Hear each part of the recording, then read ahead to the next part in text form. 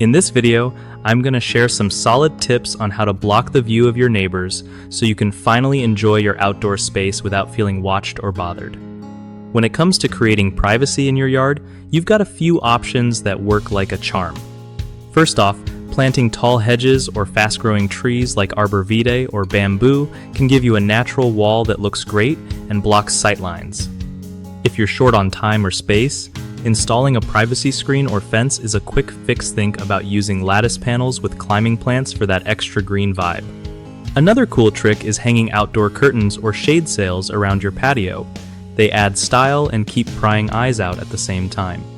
Don't forget about window films or privacy glass. If the camera is angled toward your house windows that way, you keep your light but block the view.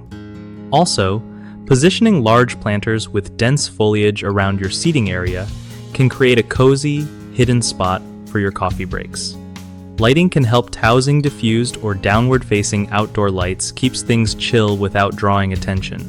One of the biggest mistakes people make when trying to block neighbors' views is picking plants that are too slow to grow or don't get tall enough, which means you wait forever without much privacy.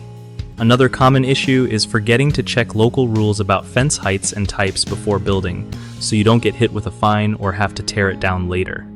Lastly, relying only on one type of privacy solution, like just a fence or just plants, can leave gaps that still let neighbors see in or cameras catch your yard mixing. Different methods usually works best. BigHomeProjects.com is a cool spot if you're looking to connect with trusted local contractors who can hook you up with fencing, landscaping, or any privacy project you want.